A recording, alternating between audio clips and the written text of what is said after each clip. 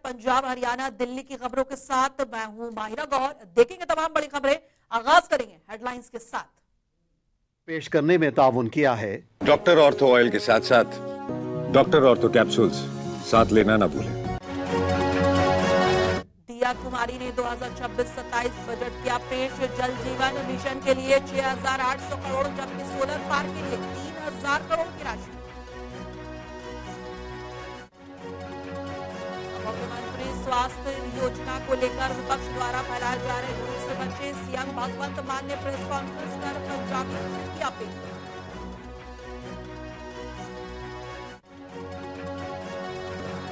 राजस्थान विधानसभा में सचिन पायलट की जोरदार एंट्री। विपक्ष की भूमिका निभाते हुए बढ़ाई सियासी हलचल।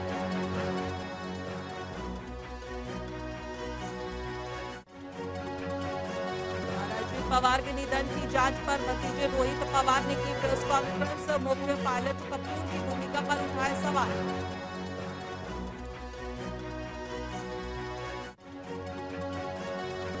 हिमाचल सरकार ने स्कूलों में मोबाइल पर प्रतिबंध लगाया। रोहित ठाकुर बोले पढ़ाई अनुशासन होगा मजबूत।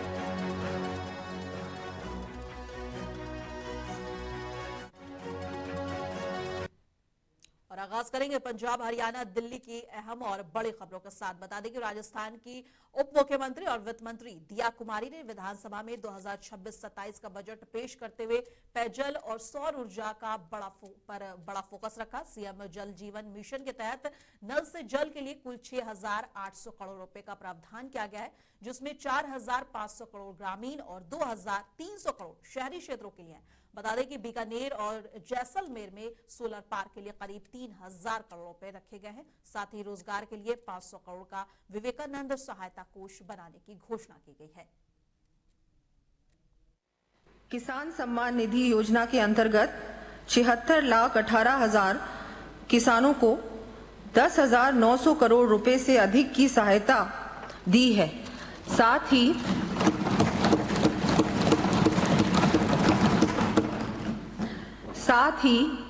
हमने गेहूं की एमएसपी के ऊपर 150 रुपए प्रति क्विंटल बोनस राशि तथा 2,05,000 से अधिक कृषि विद्युत कनेक्शन देकर किसान भाइयों को समृद्ध एवं खुशहाल बनाने का कार्य भी किया है।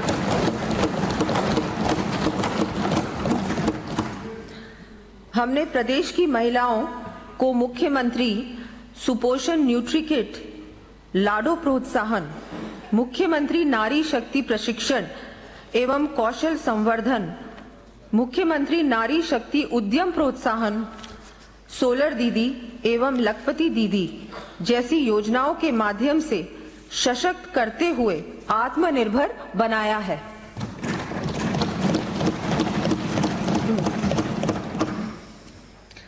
जैसा कि अमेरिकी लेखक बेंजामिन फ्रैंकलिन ने कहा है, without continual growth and progress such words as improvement, achievement and success have no meaning. अर्थात निरंतर प्रगति एवं विकास के बिना सुधार, उपलब्धि तथा सफलता जैसे शब्दों का कोई अर्थ नहीं है। इसी भावना के साथ हमने उद्योग, शिक्षा, स्वास्थ्य, इंफ्रास्ट्रक्चर जैसे क्षेत्रों को महत्व देते हुए सशक्त व आत्मनिर्भर विकसित राजस्थान एट 2047 की परिकल्पना की है।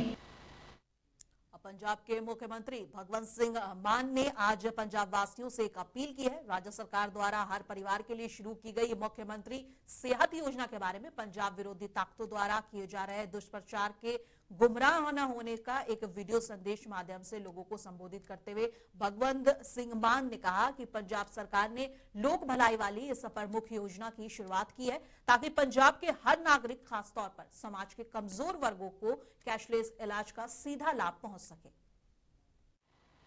उस स्कीम नूं पंजाब दे लोकां ने बहुत ज़्यादा ਹੁੰਗਾਰਾ ਦਿੱਤਾ है और लोग इस गल्लों खुश ने कि चलो शुक्र है हुण असीं अपने रिश्तेदारां दे, अपने परिवारां दे, अपने प्यारिਆਂ दे इलाज जिहड़े ने वो इस करके कराउण तो वांझे नहीं रहांगे कि साडे कोले पैसे नहीं हैगे, साडे कोले ਜ਼ਮੀਨ ਵਿਕ ਜੂਗੀ ਜਾਂ ਜੋ ਵੀ ਕੁਝ ਘਰ 'ਚ ਹੈਗਾ ਉਹ ਸਾਰਾ ਗਹਿਣੇ ਧਰਿਆ ਜਾਊਗਾ, ਗਿਰਵੀ ਧਰਿਆ ਜਾਊਗਾ।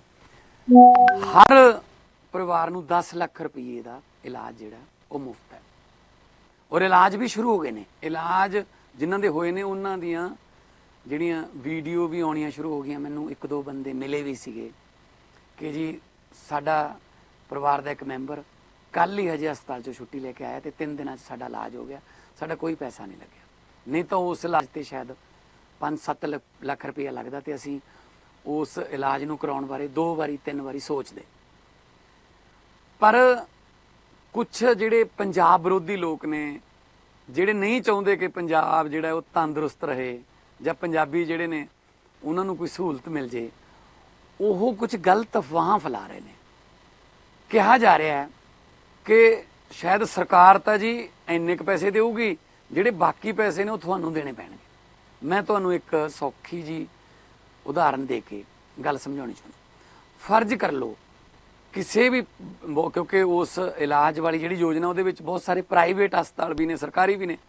ਫਰਜ਼ ਕਰ ਲਓ ਕਿਸੇ ਪ੍ਰਾਈਵੇਟ ਹਸਪਤਾਲ 'ਚ ਕੋਈ दिल दी बीमारी का जिहड़ा इलाज है। विमान हादसे में अजीत पवार की मौत पर विधायक रोहित पवार ने एक प्रेस कॉन्फ्रेंस की और इस दौरान उन्होंने कहा कि मुझे दुर्घटना को लेकर शक है, खासकर मुख्य पायलट कपूर की भूमिका पर। उन्होंने कहा कि इस प्लेन क्रैश में मैंने अपने चाचा अजीत दादा पवार को खो दिया है।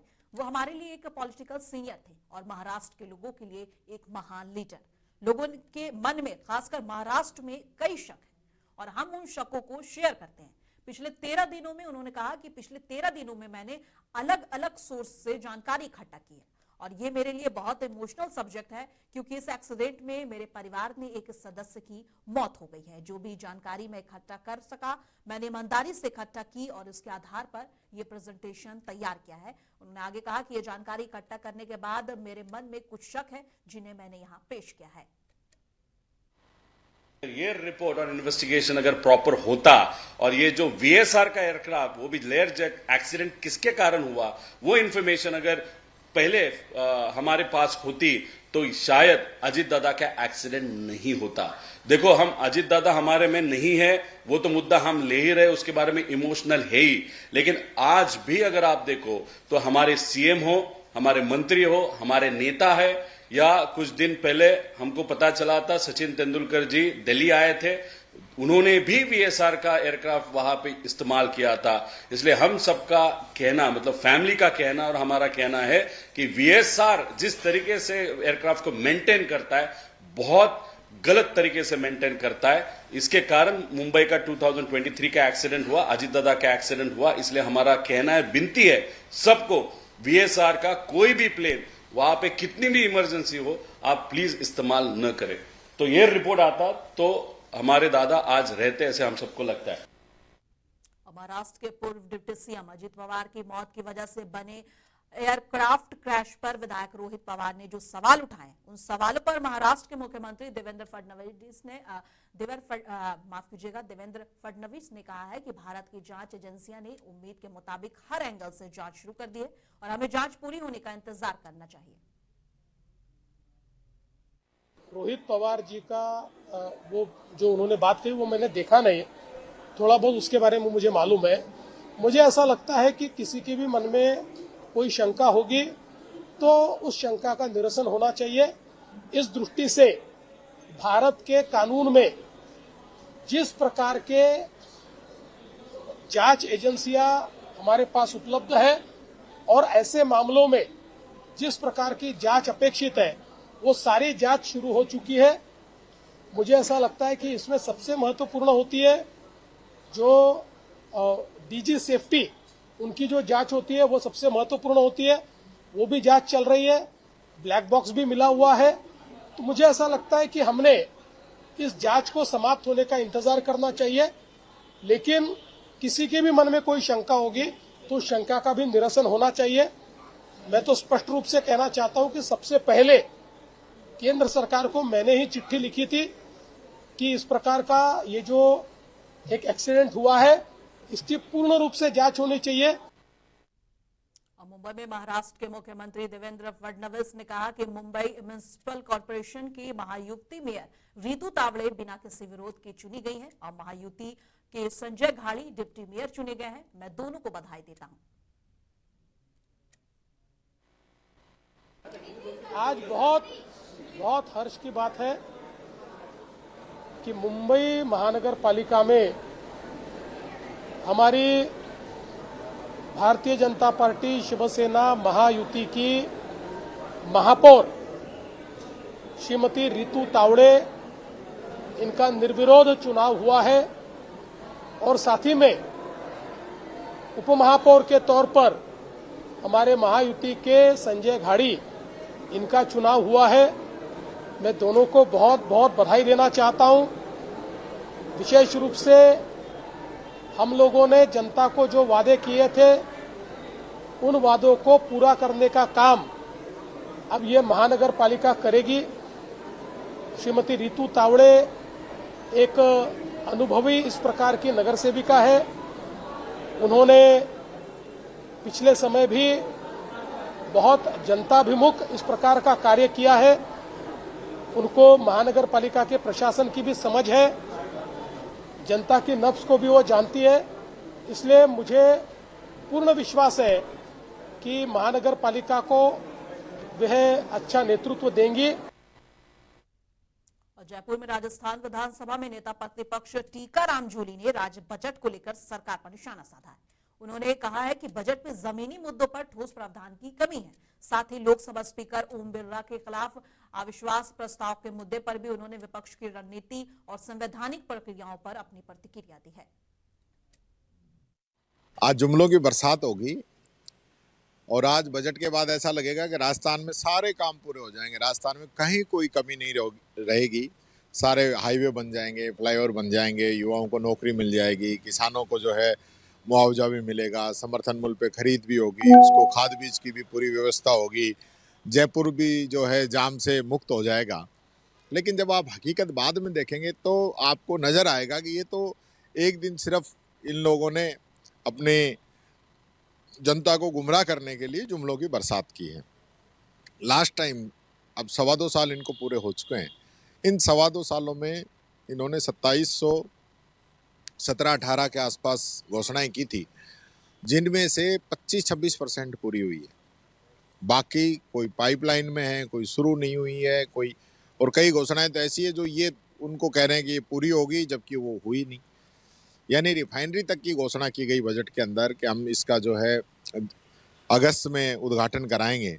अब 15 अगस्त से अब 26 जनवरी भी निकल गई, अब तक तो हुआ नहीं और लगातार जो है उसकी लागत बढ़ती जा रही है। राजस्थान की जनता पे बोझ बढ़ता जा रहा है। लास्ट टाइम जो बजट आया था उसमें भी 1-1 लाख का कर्जा हर एक राजस्थानी पे हो गया था। आज देखो उस कर्जे में राहत देते हैं, कर्जा बढ़ाते हैं, ये तो अब समय ही बताएगा।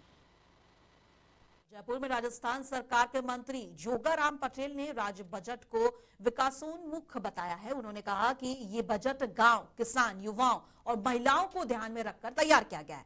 मंत्री ने दावा किया है कि बजट से बुनियादी ढांचे को मजबूती मिलेगी, रोजगार के अवसर बढ़ेंगे और राज्य की अर्थव्यवस्था को नई दिशा मिलेगी। विपक्ष के आरोपों को उन्होंने निराधार बताया है। यशस्वी भजनलाल जी के नेतृत्व वाली भाजपा सरकार का आज एक ऐतिहासिक दिन, आज हमारे पंडित दीनदयाल जी की जयंती पर तीसरा बजट पेश हो रहा है।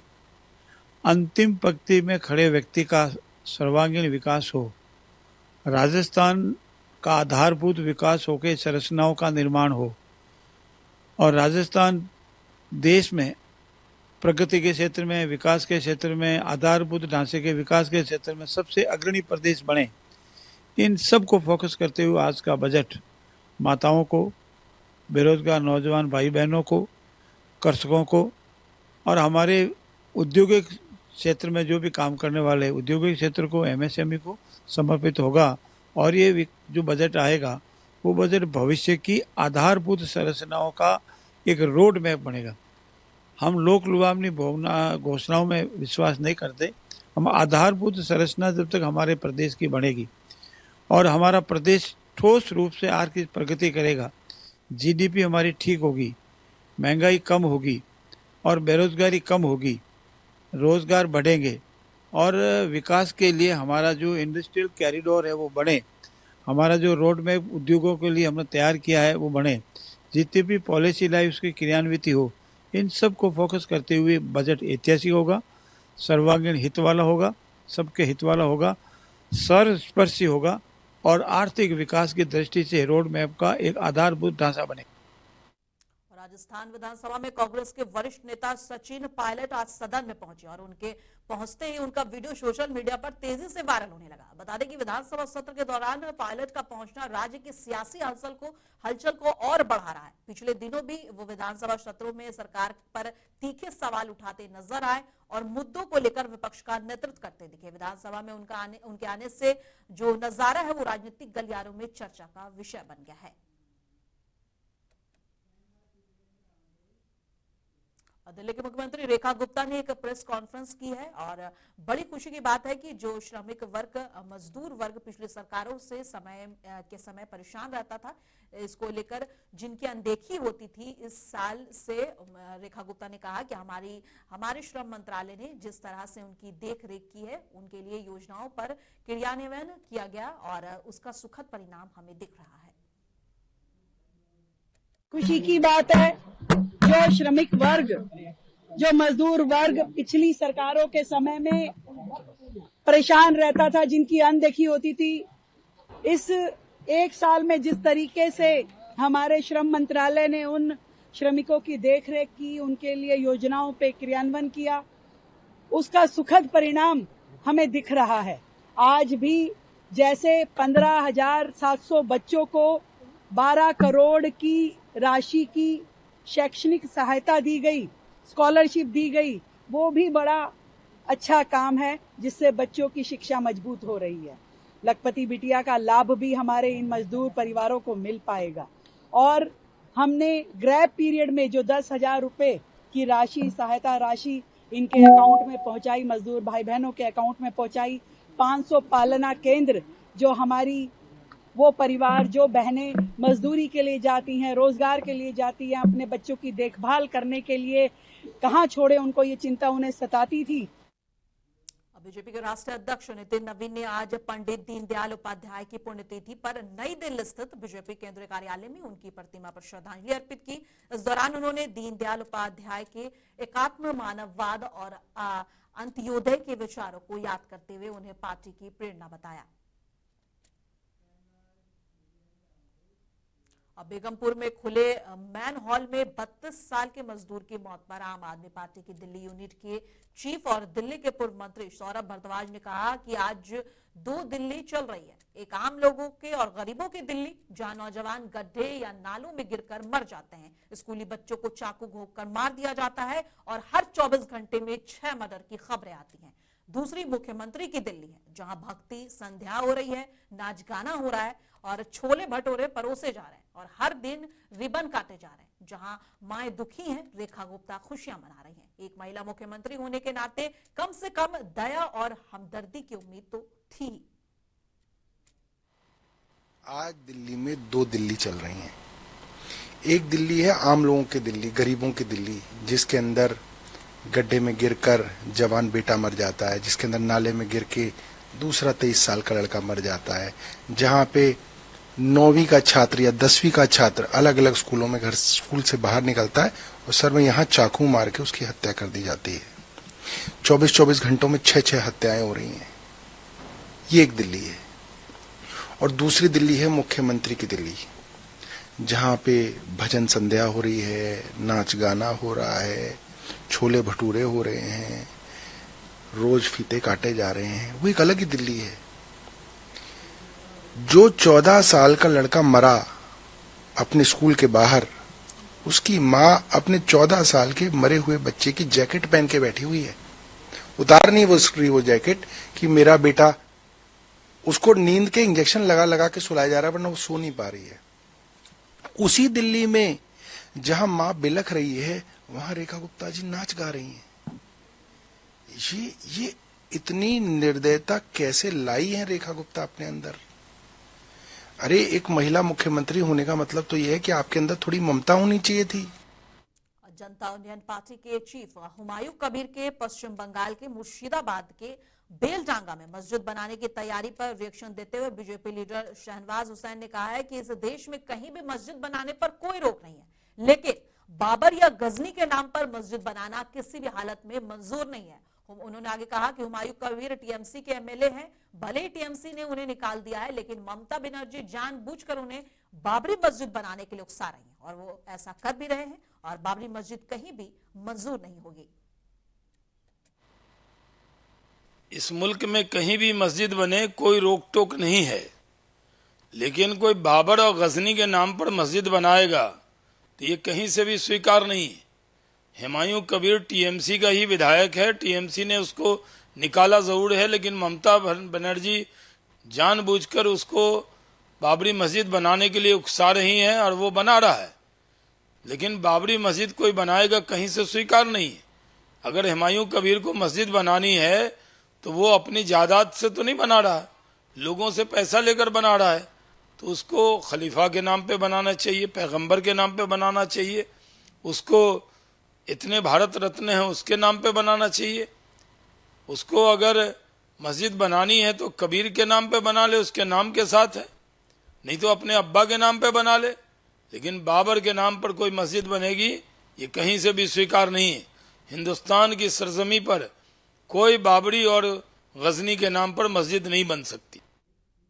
वंदे मातरम के बारे में एमएचए के गाइडलाइंस पर आप एमपी संजय सिंह ने कहा है कि बीजेपी का वंदे मातरम से कोई लेना देना नहीं है। उनके पूर्वजों ने देश के साथ गद्दारी की, ये एक डॉक्यूमेंटेड फैक्ट है। और जब वंदे मातरम की बात आती है तो आरएसएस 4 पूर्वजों के नाम बताओ जो देश के लिए जेल गए, और उनका वंदे मातरम से कोई लेना देना नहीं है। उन्होंने आगे फिर से दोहराया और बताते चले कि तिरंगे से भी कोई लेना देना नहीं है। ये बयान भी संजय सिंह ने दिया है और उन्होंने आगे कहा कि इस देश से भी उनका कोई लेना देना नहीं है। देखिए, ऐसा है, वंदे मातरम से भाजपाइयों का कोई लेना देना नहीं है। इनके पुरखों ने देश के साथ गद्दारी की है, प्रमाणित है वो। श्यामा प्रसाद मुखर्जी ने अंग्रेज गवर्नर को चिट्ठी लिखी है कि 42 के आंदोलन को कुचल देना चाहिए, ये रिकॉर्डेड हिस्ट्री है। तो इसलिए ऐसे खाली गाइडलाइन जारी करने से कुछ नहीं होता है। बताओ ना, 52 साल तक तुमने तिरंगा नहीं फहराया आरएसएस के मुख्यालय पे, माफी मांगो उसके लिए। माफी मांगना चाहिए कि नहीं मांगना चाहिए? वंदे मातरम कह के 4 इनके पुरखे, 4 का नाम बता दो, आरएसएस के 4 पुरखे जेल में गए हों, तो वंदे मातरम पे अब आप समझ रहे हैं कि आप वंदे मातरम हर ऑफिस में गाया जाना चाहिए, जैसे सबसे बड़े देशभक्त यही हैं। तो इसलिए इनका वंदे मातरम से कोई लेना देना नहीं, तिरंगा से कोई लेना देना नहीं है, देश से कोई लेना देना नहीं है। और शिमला में हिमाचल प्रदेश सरकार ने बड़ा फैसला लेते हुए सरकारी स्कूलों में मोबाइल फोन के इस्तेमाल पर प्रतिबंध लगा दिया है। शिक्षा मंत्री रोहित ठाकुर ने कहा कि यह कदम छात्रों की पढ़ाई पर ध्यान केंद्रित कराने और अनुशासन बनाए रखने के लिए उठाया गया है। उन्होंने स्पष्ट किया है कि स्कूल परिसर में मोबाइल का दुरुपयोग रोकने के लिए सख्त दिशा निर्देश जारी किए गए हैं। सरकार का कहना है कि इससे शैक्षणिक माहौल बेहतर बनेगा। प्रचलन आपका मोबाइल फोन्स का बहुत ज्यादा प्रारंभ हो चुका था, तो कहीं ना कहीं बातों को देख के दुष्प्रभाव भी देखने को मिल रहा है। और इसमें विभाग ने और विशेषकर माननीय मुख्यमंत्री जी ने इस बारे में जब हमारी बैठक भी ली, बाद में इस बारे में 12वीं में भी विधिवत रूप से इसकी घोषणा की गई है कि 1 मार्च से आपके सभी जो मोबाइल फोन्स होंगे उसमें मैं समझता हूँ कुछ लगेगा। और इससे संबंधित हमारा एसओपी अंतिम चरण में है और शीघ्र इसका जो मैं समझता हूँ इसका जो एसओपी होगा सार्वजनिक होगा।